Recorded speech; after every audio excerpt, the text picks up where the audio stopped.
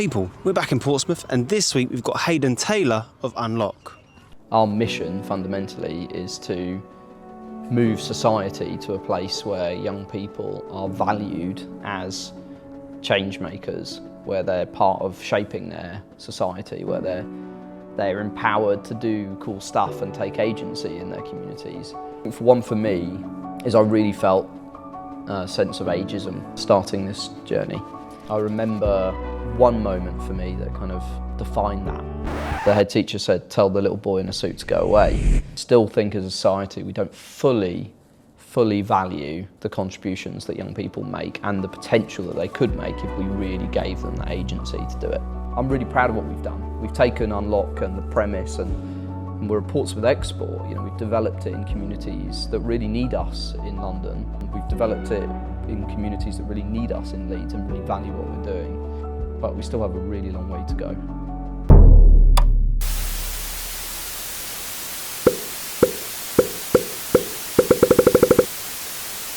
All right, well, Hayden. Excited to be here. I'm excited for you to be here. Thanks, man. Thanks for having me in here. I've been in here, I think it's twice. This is my second time, I think. But cool place. It's cool. I like the fact that we can see the Guildhall clock. I like the natural light. It has its quirks and its challenges, but it's an iconic building, so I love it. And you get to hear whoever's performing below every single day, pretty much. Really? Which is great if you're in like a chilled out mood. If you're trying to get work done, and the Bournemouth Symphony Orchestra is like going crazy downstairs, that is a bit of a killer. But yeah, I love it here. It's a cool place. Oh yeah. Well, man, welcome to What's Going On show, the show where we shine a light on people doing things in communities. And you yourself are one of the figureheads of the famous Unloc. So I feel like you've already bigged me up too much. So instead of me giving you a crazy introduction, I'd like to give it straight over to you. So who in a nutshell is Hayden Taylor? Gosh, that's a big question. Hayden Taylor is Pompey born and bred. I grew up here and have lived here my entire life. I love Portsmouth as a city. You know, I was a really creative, entrepreneurial kid growing up. I grew up in Hilsey. You know, for my 10th birthday, I asked for a greenhouse so I could grow fruit and veg. And then I sold it on subscription to all my neighbours. So I knew I was quite creative, quite entrepreneurial. But as I kind of transitioned into secondary school, I found a lot of that creativity, that kind of entrepreneurial spark that made me who I was. It felt a little bit crushed. I felt kind of pigeonholed a little bit, almost on a kind of an exam factory floor, really. So I became more and more disillusioned with education until I got involved in an amazing Portsmouth programme that still exists called the Council of Portsmouth Students. And it was basically young people shaping the future of Portsmouth. You know, and we weren't talking about, you know, can we have curly fries in the canteen? This was like serious stuff. It changed my life. Completely changed my life. It gave me so much confidence. It gave me a platform to be heard. It felt like that entrepreneurial spark that I had as a 10-year-old was rediscovered again. And that was the start of my journey, really. So that is the journey, I guess, that has made me who I am today. A journey where there was lots of adversity, lots of challenge along the way. You know, and I come from a pretty standard Pompey working class background. My mum worked in the canteen, my dad's a local bricklayer. It was all about finding that thing that gave me a spark and purpose in life, and I guess Unloc for me is a vessel, is a vehicle that I can do that with. And give it to others as well. Okay. So it was you, I believe, and Ben who founded it. Did you found it together? We did, yeah. So Ben, I was 16 and Ben was 19 at the time. Okay. So being a young founder, what are some of the struggles of a young founder that aren't spoken about? It's a great question. It's hard out there if you don't have networks. and role models and connections. That's fundamentally why Unloc exists, right? Is because young people, particularly young people from disadvantaged communities, don't have that natural ecosystem of people around them that have been business owners, that have access to professional networks, that know corporates that they can connect with. That's hard. If you're both a young entrepreneur without experience and access to knowledge, and you haven't got that connectivity, it can be really difficult, particularly in places like Portsmouth, where the connectivity is perhaps not as strong as places like London, where you've got that kind of entrepreneurship bubble. The ecosystems are really, really strong in places like that. So that's a challenge. I think for me is I really felt a sense of ageism, starting this journey. I remember one moment for me that kind of defined that, and it was when I developed my first pitch deck for Unloc. I was, I think, 16, 17 at the time.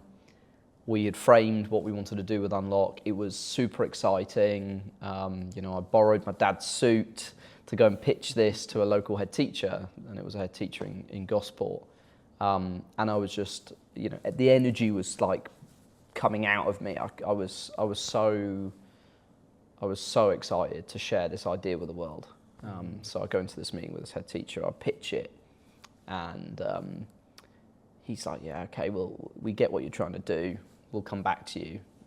The next day I call the school, ask the receptionist to speak to the head teacher to get his thoughts, his ideas, and rather than connect me, she said, I'll just put you on hold and see if he's around. So she put the phone down, but she forgot to press the hold button. So what then followed is a conversation between this receptionist and this head teacher, where the head teacher said, tell the little boy in a suit to go away. And I still remember that to this day, because I took that step to be vulnerable and share an idea, and it felt like I was already discredited before I even had a chance to truly showcase what we could do. And I felt that along my entire journey, from businesses I've worked with to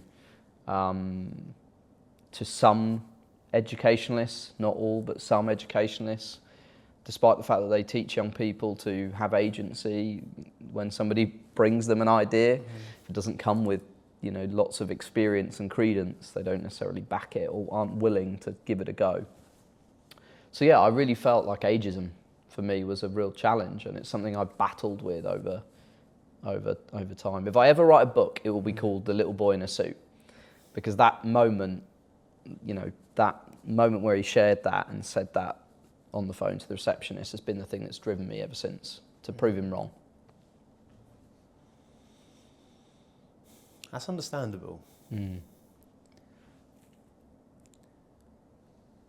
You said you battled with it ever since you started that day. But have you ever seen a change? Have I ever seen a change in people, you mean?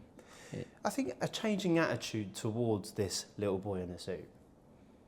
To me in particular, definitely, over time. I think when you build credibility and you showcase what you can do, people get on board with it. But there are still people to this day that I can't get in a room with, or don't believe I've got the capability to execute. So yeah, I think it's still there. I do think, though, as a country, as a society, we're doing a better job of embracing young people's ideas and experimenting and backing new concepts that are coming out from young people. So I think there is a bit of a shift, and I think we're part of that, because a lot of the work that we do is about investing in young people's ideas. So we're not waiting for other people to do it. We're going to do it ourselves. We're going to give money, support, time to young people that are setting up businesses, doing cool things. So yeah, I think there is a shift, but it's slow, and it's not at the pace that I'd like. And I still think as a society we don't fully value the contributions that young people make and the potential that they could make if we really gave them that agency to do it. What do you think it would take to change in society for that to be accepted? Gosh, I think there's a lot of things that would need to change. there's a lot of things that would need to change. One, we would need to provide more early seed funding to young entrepreneurs and young change makers that are just starting out. Risk-free cash to enable people to trial, experiment, discover. There's very little of that early stage cash, and it doesn't sound like it, it would be a huge unlock for people, but it really is, particularly young people from disadvantaged communities who just don't have that spare cash to be able to take that risk. So I think giving people that safety net would be an enormous unlock for it. I think platforming and showcasing all the incredible young entrepreneurs, young change makers across the UK that are doing incredible things, I think people need to see that. We're so often talking about the problems that young people face and the issues that they're creating for society. We very rarely spotlight and spend time talking about how incredible they are and all the awesome stuff that they're doing. So a more positive conversation in the media and in communities about all the awesome things young people are doing would also help with that. There's where I'd start, but it's a big issue and it's something that will take several generations to shift. So focusing on Portsmouth then, from when you started to now, how have you seen a shift in young people being accepted as change makers? I think Portsmouth has always been fabulous at that, really. From the moment I started in the Council of Portsmouth Students age 15, that was 14 years ago. I felt like the city wanted to listen to young people. I'm really proud of the city for that. But it has grown over time. We've established the Portsmouth Youth Cabinet that it's not a talking shop for young people. They're genuinely doing stuff in the community. They're running amazing campaigns. They ran the first student-led climate summit this year. They're doing an insane amount of stuff. So I think we've continued to invest in them. I think there are open doors to decision makers as well. The council, the MPs. But we're very lucky to have a group of politicians and decision makers that want to hear from young people and genuinely listen. There's limited tokenism happening in this city. So I think we've always had that spirit. Portsmouth is a place that cares about what people in the city say and do. But it's only got better, I think, over the last few years. I think we are a national case study of what it looks like to listen to young people and what you can do when you do that. Okay, as someone who's obviously seen Portsmouth sees Portsmouth in a positive light, you might not be able to comment on this, who knows? But with the changing motion, the changing tide towards more devolved government and more, what is it now? So we're going to be connected to all these different councils. How do you think attitudes towards young people might change if that does go ahead? I think it offers an opportunity for cross-pollinating opportunities for young people, ideas, community spaces, programs. I think it's also an enormous challenge. There's already very limited funding for provision for young people in this city, and in a post-local government reorganisation world, that resource is going to be even more limited. Portsmouth actually as a city has done relatively well fiscally. The other areas that are likely to become part of this new authority have done less well, and therefore it's almost certainly going to create a short-term strain on resources, and I can't see the government getting their chequebook out to solve that problem. So I think there's a real risk that actually in the short term we might see a further dent in the resource that's available for young people. But in the long term it offers us the potential to be more joined up in our approach to young people services, because young people are a transient group. They move around. There are people on the borders of our communities, of those local authorities, where young people exist in more than one place in local authority terms. So I think there's an opportunity to think strategically, to be more joined up, but I am genuinely worried that there'll be a hit to services and resource available for services in the short term. We shall see. Yeah, we'll see. We'll see. Okay, so moving on a little tad. So you strike me as someone who's put together, knows what they're doing, driven. You said just before that you have a place, Unloc's in now London, Unloc's in Leeds, and it seems like it's expanding.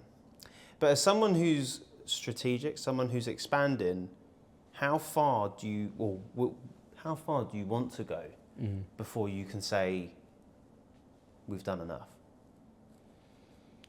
I don't think we'll ever have done enough. That it feels like we're climbing an enormous mountain, and we're only really, a few feet up at this moment in time. Our mission fundamentally is to move society to a place where young people are valued as change makers, where they're part of shaping their society, where they're empowered to do cool stuff and take agency in their communities. I think we are seeing lots of great stuff happen, but to get to the point where we achieve that societal shift, that's going to take generations, I think. So I don't think we'll ever get there. There's a personal question as to how far I take that journey, having been on the roller coaster for probably 12 years now. I started it when I was 16. But yeah, I think we've got a long way to go. I'm really proud of what we've done. We've taken Unloc and the premise and we're a Portsmouth export. We've developed it in communities that really need us in London. We've developed it in communities that really need us in Leeds and really value what we're doing. But we still have a really long way to go. I like it. I like the drive. Yeah. I'm knackered by it. It's not easy. I'm ready to retire on a Caribbean beach and run a rum shack or something. Because it's not easy. This gig is not easy. It's really not. The financial pressure. This is a sector that's been absolutely obliterated. 73% drop in funding for youth services in local communities that, over the last decade, we have just been hit and hit and hit and hit. And we've had to be entrepreneurial to find new ways to grow what we do, working with businesses, being more aligned to industry, creatively leveraging philanthropists to back up. But mate, it is hard. It's hard. It's really, really hard right now to work in a social enterprise and to be in the youth work space. I'm hoping that over the next decade and with this new government, we start to see a more significant shift in that picture.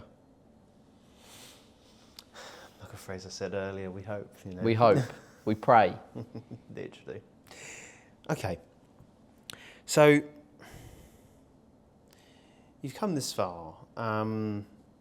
Just to wrap up on that bit, looking back and talking to your 16-year-old self, what would you do differently?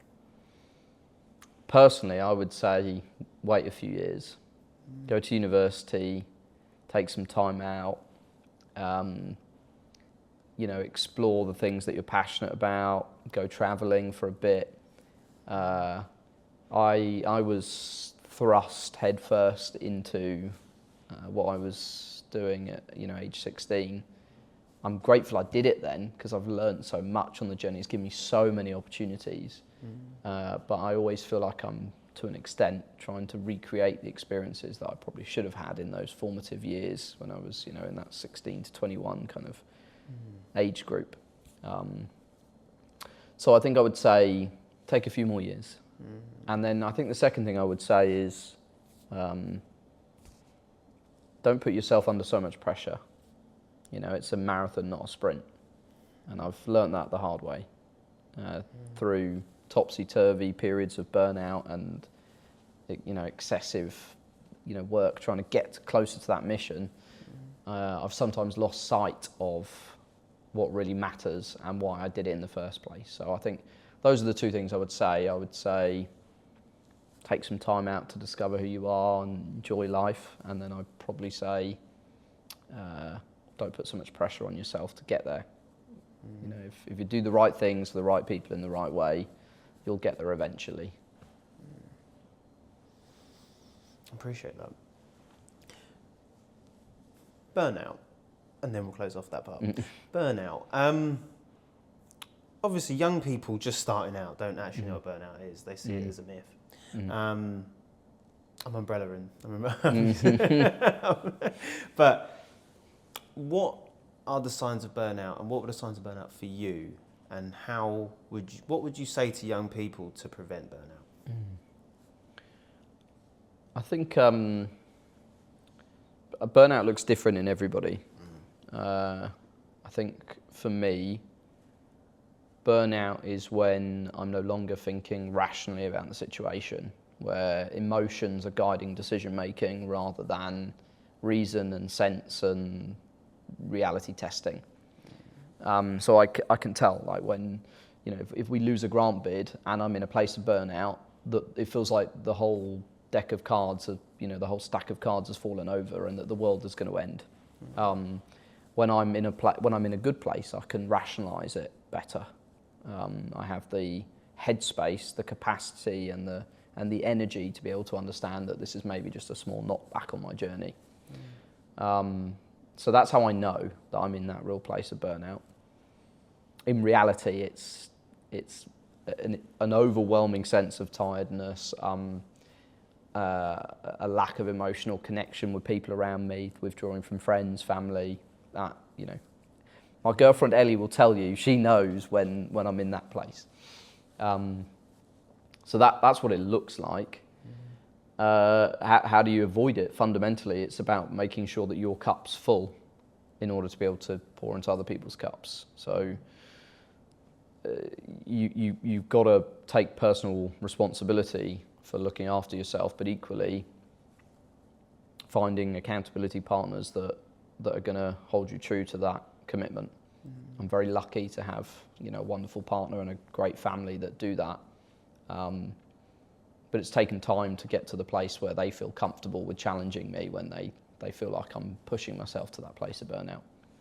So find an accountability partner, somebody you trust that's going to hold you true to that commitment, and then take personal responsibility for doing something about it. Because you know, if your cup's empty, you can't pour into other people's cups. Pretty simple formula, but that's the thing that always sticks in my head. It's a simple one, but it's effective for real. 100%. Okay, well, so something that's just like come through is, obviously you started being an entrepreneur, like entrepreneurial spirit sort of got ignited when you were about 10. And throughout you've empowered people, and we spoke about seed funding and the rest of it. But what is your relationship with money as an entrepreneur? And let's start with there. With money? I find money problematic. I think it drives unhelpful behaviour in society. It drives unhelpful power dynamics. My personal relationship with money is it's the lifeblood of driving change. You know, I couldn't do what I do without the investment in my team, having a space like this where young people can come into, being able to invest in the resources that bring our programs to life.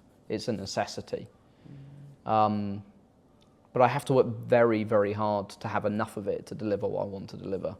So for me, money is something that is always, I'm never quite content with where we are, because there's never quite enough to deliver the experience I want to deliver.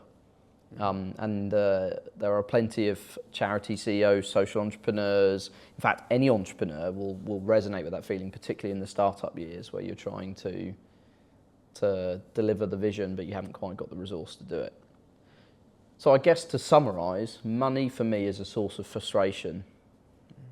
It's a necessity, but it's something that I'm frustrated by, because it's a blocker from where I want to be. Yeah, I think a lot of people will resonate with that, for sure. So, to that 10-year-old, not you, but another 10-year-old, who wants to develop that seed funding, who wants to launch their idea that they've been wanting to do for so long, what's one way that they could generate some money to launch that idea? Start small, think big. So use what resources you have around you, family, friends, school connections, organisations like Unloc, to prototype your idea, get it out there into the world, make a bit of money and keep iterating. The traditional entrepreneurial narrative is that you need significant cash to get your idea off the ground. If you think back 10, 20, 30 years, the premise of starting a business was you write a business plan, you go to your local branch of the bank and you ask them to give you a chunk of cash to get it started. In the world we live in today, you know, side hustles are absolutely a part of the fabric of our society. We have the ability to promote ourselves through social media at our fingertips. The cost of starting something now, the barriers to entry are so low. So my advice to that 10-year-old is start small, test your idea, give it a go, make a bit of money, and then reinvest it and evolve it and iterate it over time. We don't need a big check from the man at the bank nowadays to get things off the ground. So yeah, that would be my advice. Start small, think big. I like it. Okay, Unloc. So you've been running for 12 years, you said? Yes. 12 years in the making. What are we to expect next from Unloc? Do you know what? That is a great question. I think what you can expect next from Unloc is continued investment in individual young changemakers' ideas. We have a fabulous network of schools and colleges that we're delivering educational programs into and in community spaces. But I think what we really want to level up is that next step, that the mentorship, the funding, the resource that goes into young changemakers' ideas. So I think you can see a lot more of that moving into the future. I think we also will see more like top-tier opportunities for young people. We're working on some really interesting projects where young people who've been through our programs can then take part in follow-on opportunities to really develop themselves, the kind of stuff that they wouldn't naturally get exposed to. You know, we live in an island city, the only island city in the UK, and yet the number of young people who haven't even been to the beach, let alone been on the water, is staggering. It improves as they transition through life, but I've lost track of the number of primary school kids that have told me they've never been to the beach. So some of the opportunities we want to create are to open up access to things that traditionally people with wealth and money have access to. So we're working on a sailing expedition where we can get young people out onto the water from our network. We're thinking about opportunities for young people to represent the UK globally. So I think that's what you can expect. You can expect more investment in young change makers, and I think you can expect to see more unique opportunities that unlock the social mobility of young people who wouldn't otherwise get those opportunities. That's where we're putting our energy, and of course growing what we do. We still only touch a very small fragment of young people. Roughly 20,000 young people annually go through our programs. I want to grow that exponentially so that more young people get the opportunity to develop their skills, to discover what they're passionate about and become part of the network. Exciting times. I think so. Tiring times, but I'm excited for it. I think that's what this country needs. There's an enormous opportunity gap. I just want to contribute towards narrowing that gap a bit. So kids like me growing up in Portsmouth without those networks and resources get the opportunities they really deserve in life. I like it.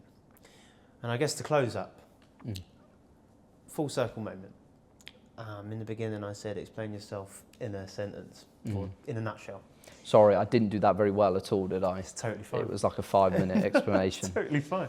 But I think my wrap-up question is, what are we to expect from you next? I think what you can expect from me next is, I guess, continued energy to invest in young change makers. I think that's what I bring. I bring energy and an ability to bring people together behind a shared mission. So I think you can expect that continued investment in that, and I think you can expect to see me also taking my own advice from this interview and looking after myself a little bit better, and filling my own cup first before filling others. So I think there are a couple of things that you can expect to see from me. Good stuff. Well, Hayden, that brings us to a nice close. I've really enjoyed it. It's been a pleasure. Thank you, mate. Likewise. And yeah, again, I look forward to seeing what happens next with Unloc and following from afar. Yeah, well, following closely. Who am I saying? Yeah, thank you, mate. I appreciate it. So this is the part where we go out into the street and we ask a question. It's great that you're in the Guildhall because we usually go out in front of the Guildhall. So yeah, let's watch it. You feel free to stop at any time. Feel free to watch it to the end. I think it's about 3 minutes and 30 seconds. But yeah, do whatever you feel is comfortable. So yeah, without further ado, let's do this.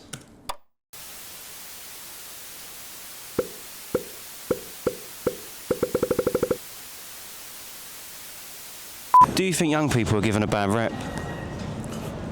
Yeah, sometimes. I'd say yeah. Just the way Why? they act. Sometimes when they're drunk, or like just in general, like they act like, is this a PG show? You can do whatever you want. They act like they just act like but yeah. Hell yeah. I feel like the older generation don't like the younger generation at all. Yeah, I think it's the minority make it worse for the rest of us. Do you think young people are given a bad rep? Bad rep? Bad reputation how? Like bad reputation in like the media and all the rest of it. And by older generations, let's say. Yeah, like, I'll say we have a bad rep in the sense that people think we're useless because of like AI and stuff. They think we can't do stuff by ourselves, yeah. Hell yeah. I think, yeah, like, obviously AI, you was talking about it. You know, nowadays people can't do anything without ChatGPT, Microsoft Copilot, you know the rest. And when you look at it, back in the day, no one had ChatGPT, no one had any of that type of stuff. So it's like, you know what I'm trying to say. So yeah, that's what I would say, to be honest. Sometimes yes, but I don't necessarily think it's just this generation. I think that's generations throughout history. I think if you look at history, every generation, young people have always been given a bad rep, like lazy, don't work. If you go back to like our grandparents or parents, when they were our age, they got the same stuff. It's been a generational thing. And I don't know what that's to do with culture, but I think it's always happened that way, to be honest. Yes. Why? I think that we're perceived as like delinquent, and I think for some people that is accurate, but I think that the people that aren't like that don't get the credit for it. But yeah, I'm 35 now. I remember what have I done when I was 16, 18, and I think new generation's not so bad. Sometimes, and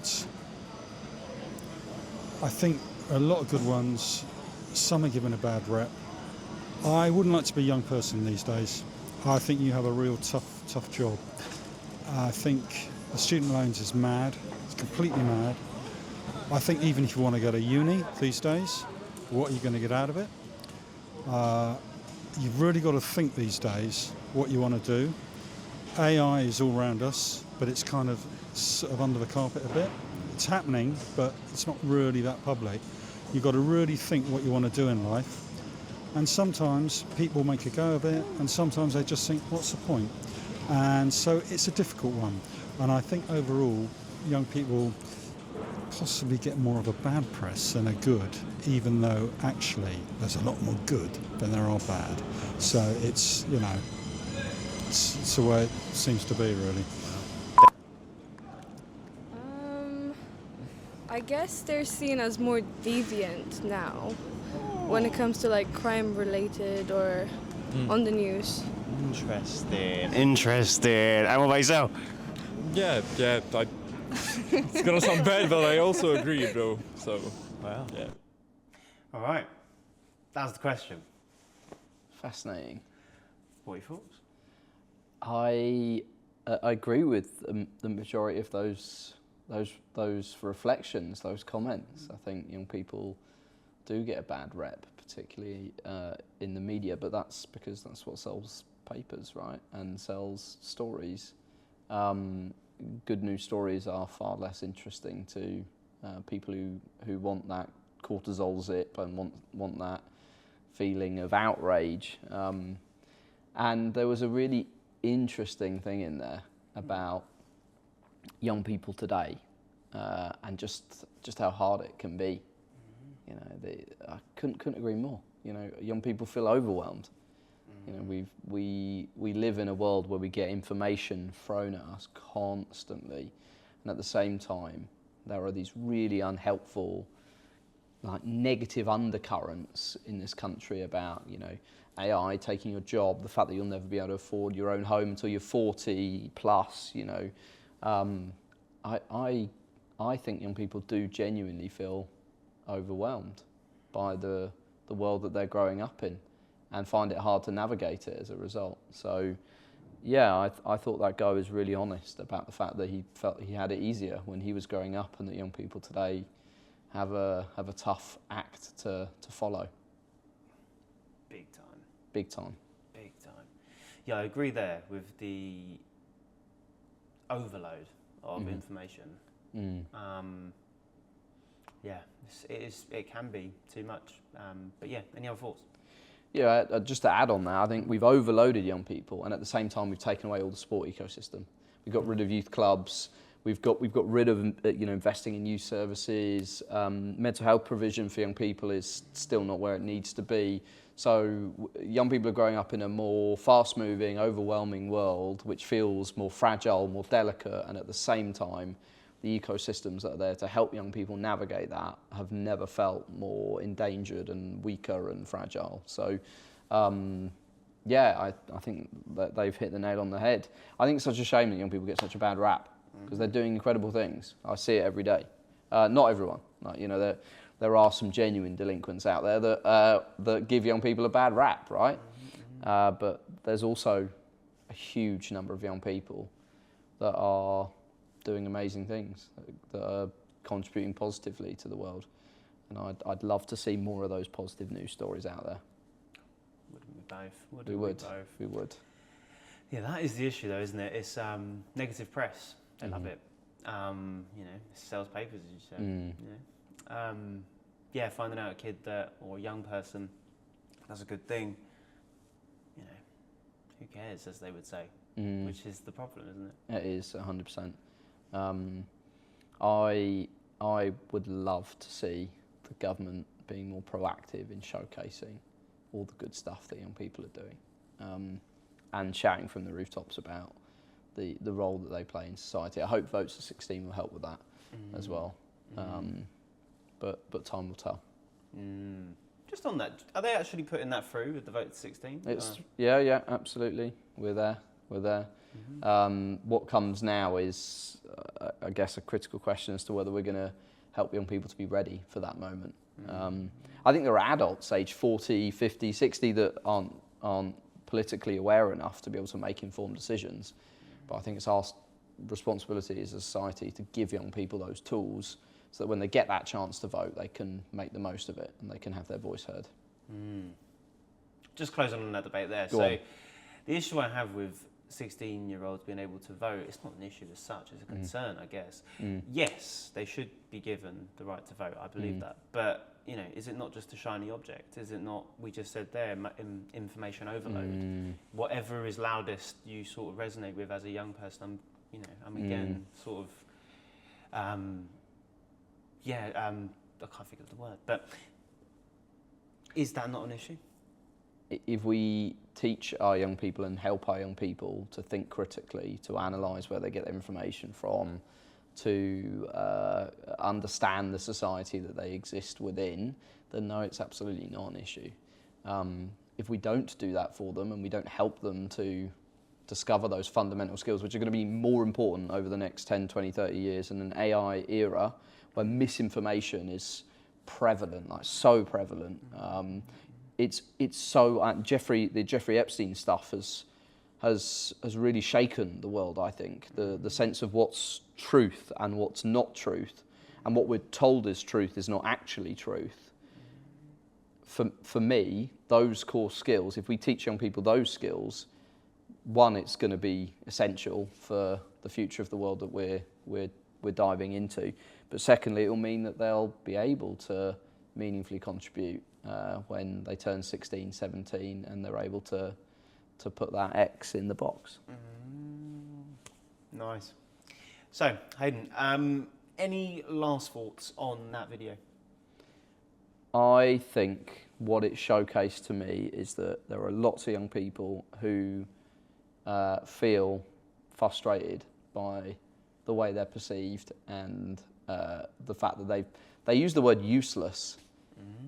That, for me, is representative of the undercurrent that we have in this country. So, yeah, I'm going to keep doing what I do to try and help young people feel useful rather than useless. Well, we'll end on that note. Thank you for having me, mate. Hayden, it's been good. Enjoyed it. And likewise. Absolute pleasure. Likewise. It's been really good, and I'll be following closely. Excited for it. Happy days. That's a wrap.